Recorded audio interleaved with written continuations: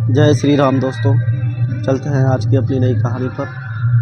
मालती जी रसोई में खड़ी अपनी सासू माँ के लिए सूप बना रही थी कि उसकी पड़ोसन कुसुम ने घर में प्रवेश किया।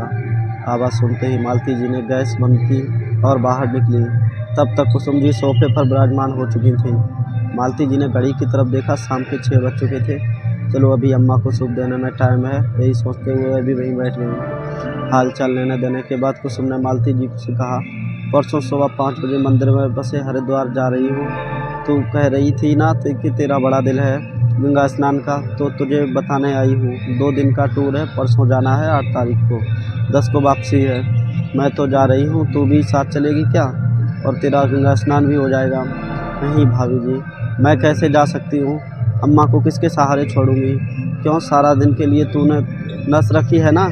2 दिन और रात में भी रुक जाएगी, और फिर मदन भी तो है, और तेरा बेटा बहू भी है, तो फिर क्यों नहीं निकलती? कुसुम जी ने तनिक रोज से पूछा। हाँ यह सही है, पर ये दुकान से तो 9 बजे आते हैं, बहू भी 7 बजे तक आती है, और फिर नर्स तो सिर्फ देखभाल के लिए ही रखी है। खाना पानी तो मैं ही देखती हूँ, तो फिर कौन करेगा सब? अरे 80 साल की हो गई है तेरी सास, पता नहीं और कितना जिएगी, आज कल नहीं तो तू तो अपना बुढ़ापा सुधार ले। कैसे बात करती हो भाभी? अम्मा को जब इस उम्र में सहारे की देखभाल की ज़रूरत है हमारी, तो कैसे छोड़ दूँ? क्या उनको बहू भी अभी 6 महीने हुए हैं, आई है, नई है इस घर में, उसके सिर पर डाल दूँ क्या सारी जिम्मेदारी? और फिर उम्र चाहे जो भी हो, इस घर की बुनियाद तो हैं अम्मा जी। मुझे 35 साल हो गए हैं उनके साथ रहते रहते। जब मैं नौकरी करती थी, घर की सब जिम्मेदारियों से उन्होंने मुझे फ्री रखा था। बच्चे उन्हीं के हाथों पले हुए हैं, बड़े हैं। मैं भी आराम से उनके भरोसे नौकरी करती रही हूँ, तो आज जब उन्हें हमारी ज़रूरत है तो मैं उन्हें छोड़कर हरिद्वार कैसे चली जाऊँ गंगा नहाने, अपना परलोक सुधारने? भाभी जी, जब अम्मा खुश होकर रोज़ मेरे सिर पर हाथ रखकर आशीर्वाद देती हैं, तो मेरा परलोक तो सुधर ही जाता है। और अगर अम्मा यहाँ खुश है, शांत से जी रही है, तो मेरा रोज़ गंगा नहाना हो जाता है। और फिर सुना है ना, अपने मन चंगा तो कटौती में गंगा, बस मेरे लिए तो यही गंगा है। आप बैठो, मैं चाय लाती हूँ आपके लिए, कहते हुए मालती जी कुसुम को अवाक छोड़ते हुए रसोई में घुस गई। दोस्तों, कहानी पसंद आई? दूसरी कहानी स्टार्ट करता हूँ, सुनो। जय श्री राम दोस्तों। चलते हैं आज की अपनी नई कहानी पर।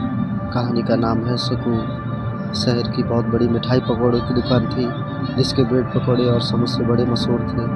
मैं पहले भी उस दुकान की तारीफ़ें सुन चुका था, मगर कल जब एक खास दोस्त के कहा, दीपक भाई क्या स्वादिष्ट थे समोसे और इतने बढ़िया मुलायम ब्रेड पकौड़े, वाह मज़ा ही आ गया। सो आज मैंने भी वहाँ जाकर उन लजीज समोसों और ब्रेड पकौड़ों का मज़ा लेने की सोची। ऑफिस से निकला तो 7 बज चुके थे। सोचा आज उसी दुकान पर पहले कुछ खाया जाए, फिर घर जाऊँगा। मगर जैसे ही दुकान के बाहर गाड़ी खड़ी करके अंदर जाने को हुआ, तो एक नन्हे से हाथों के स्पर्श से मेरा ध्यान खींचा। देखा तो एक छोटी सी बच्ची 8 से 10 साल के बीच की होगी। उसने मुझे रोक कर कहा, अंकल क्या आप भी यहाँ समोसा और पकौड़ा खाने आए हो? मैंने कहा हाँ, मगर तुम ऐसा क्यों पूछ रही हो? क्या यहाँ अच्छे नहीं मिलते? वो बड़ी मासूमियत से बोली, मिलते हैं ना, बहुत अच्छे मिलते हैं, पर आप मत जाओ उन्हें खाने। मैं उसकी बातें सुनकर कुछ हैरान हुआ। फिर मैंने उससे इसकी वजह पूछी, तो वो बोली, अंकल जी ये दुकान वाले भैया ना मुझे और मेरे छोटे भाई को हर रात बचे हुए समोसा पकौड़ा दे देते हैं। उससे हमारे पूरे दिन का खाली पेट भर जाता है। आज भी बहुत कम पकौड़े बचे हैं, कल तो सब खत्म हो गए थे, इसीलिए हमें मिले ही नहीं। मैं तो भूखे रह लेती हूँ, मगर छोटू का क्या, वो रोता है, कहकर रो पड़ी। मैं इसे चुप कराया और कहा, पर मैं तो ज़रूर समोसे और पकौड़े लूँगा, और अंदर जाने लगा। ये देखकर वो कुछ परेशान हो गई। कुछ देर में जब मैं बाहर आया तो दुकानदार भी मेरे साथ था। मैंने वहाँ से जो समोसे और पकौड़े लिए थे वो उन दोनों भाई बहन को पकड़ा दिए और कहा, अब से तुम्हें रात का इंतजार करने की ज़रूरत नहीं। मैंने आपके इस दुकान वाले भैया से बात कर ली है, अब से ये तुम्हें समय पर रोज तुम्हारे समोसे और पकौड़े दे दिया करेंगे। कहकर मैं भीगी आंखें लिए बाहर आ गया।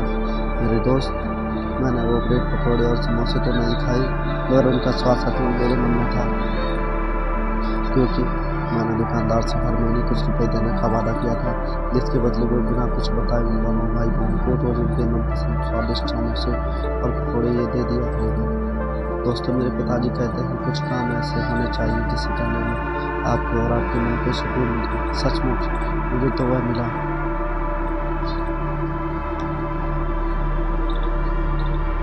दोस्तों, अभी वैलेंटाइन डे वीक भी था, rose day, chocolate day, teddy day वगैरह वगैरह। तो एक चर्चा का विषय बना था, काश कोई रोटी डे भी होता तो कोई भूखा न सोता। दोस्तों, भगवान ने हमें एक दूसरे का पूरक इसलिए बनाया है। यदि आप सामर्थ्य हैं तो एक दूसरे की मदद जरूर कीजिए, लेकिन मिनिमम आपको भी जरूर मिलेगा सच्चा सुकून। दोस्तों, कहानी पसंद आई हो तो लाइक शेयर सब्सक्राइब करना ना भूलें, और ऐसे डेली नई नई कहानी सुनने के लिए हमारे वीडियो जरूर देखें और हमें सब्सक्राइब करें, ताकि हमारे वीडियो सबसे पहले आपके पास आ सके। जय श्री राम दोस्तों।